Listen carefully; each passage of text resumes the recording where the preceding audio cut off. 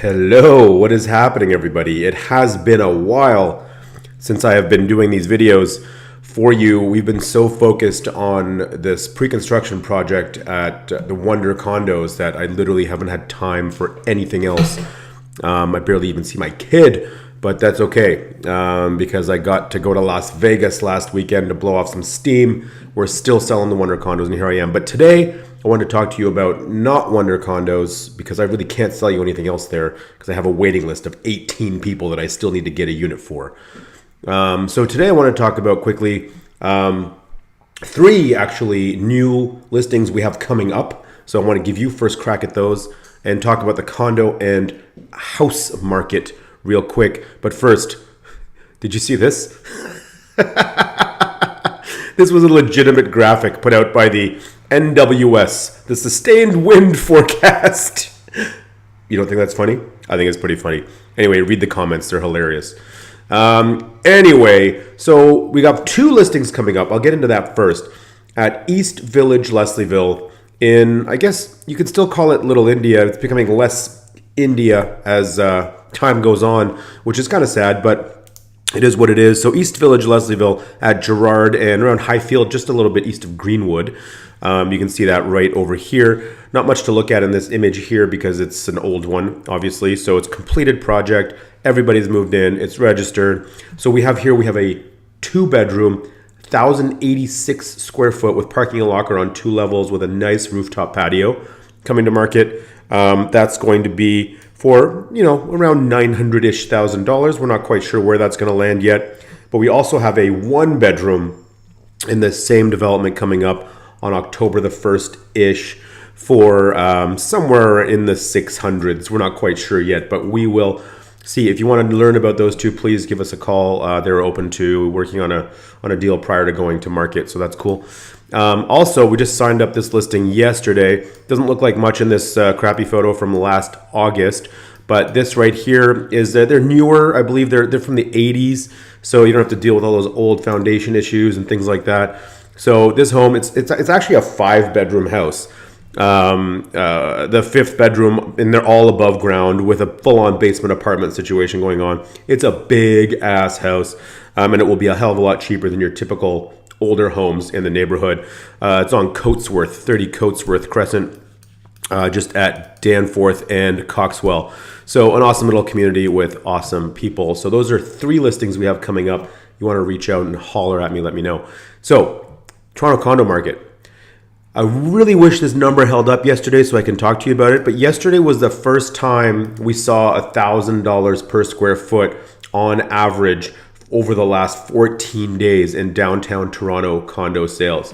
So, for all of those people that aren't quite familiar with condos and like how much, they're always confused and it's surprised when you tell them a 500 square foot condo costs $500,000 now. Well, this is average. So we've got units that are selling at $1,200 a foot. We have pre-construction projects launching at $1,300 a foot. Yorkville launching at, God knows what a foot. It's not really a market that I focus too much on, but, there are some pre-con projects selling at well over $2,000 a foot there. So over the past 14 days, we have a $978 a foot average. And we've personally sold condos for much more than that per square foot, and we've sold condos for much less than that per square foot. So that's kind of where it's heading. If we look back at at our chart here from 2014, we are going up to approaching the $900 a square foot on average. So this is Toronto as a whole versus the downtown core. Which is still a surprising figure considering there are a lot of less expensive neighborhoods lumped into this.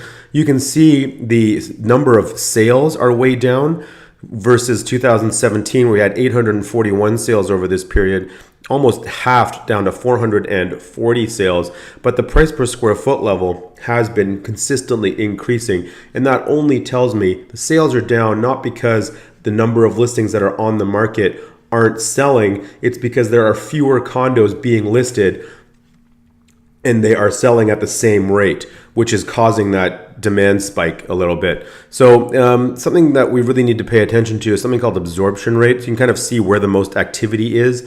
So obviously the sub 500,000 market is selling the quickest. I believe that at this point next year, there will not be any product on the market in the downtown communities of Toronto for under $500,000. 2018 will be the last year of the $500,000 condo. That will not exist going forward. These numbers are a little bit, they're not representative of the most popular buildings and the most popular communities. So when we're talking about 41 days on the market, I haven't seen a condo that's in a desirable building in a desirable community sit on the market for 41 days in 10 years. So these numbers are averages, remember. So, but what's really surprising to me is this figure right here. There are a number of units, I think, that have been on the market that are way overpriced, that are skewing this 106-day figure for the million-plus condo. Because I'll tell you, I've never sold more million-dollar-plus condos than now. The demand for those are quite high. So I suspect that we'll see these numbers sort of, well, first of all, we'll see this number disappear and that 5 turn into a 6. That's for damn sure. But we're going to see the spread narrow between these numbers as more and more people opt for the simpler life of living in a condo versus a house. That's what I did. But anyway, so the condo market is really aggressive right now. It's super strong. If you're a seller and you are considering selling, now is a great time. As a buyer, you are paying a premium right now. If you ask me to look into my crystal ball and say, hey, is the market going to crash? Am I going to get a better price at some point in the near future? I can't answer that question with 100% certainty. But what I can tell you is that all indicators are pointing to no. We have Microsoft announcing its new buildings downtown with all of their jobs coming here too. We have a lot of infrastructure projects happening. Hopefully the new mayor, Jennifer Keesmaat, maybe, who the hell knows. I just need somebody in office that's going to get that relief line built. But anyway, a lot of companies, that suburban, that all these companies that went out to the suburbs years and years ago and built these massive facilities, they're all coming back downtown, bringing their jobs with them. So all those people are going to need places to live, and these are all high-level jobs with people that are likely going to be buying places. So the demand for condos, I see, being massive right up until 2020 and beyond. And then, we can talk about the market again after that. So we're looking at houses. Looking at Leslieville, for example, it's a neighborhood that I'm obviously very familiar with.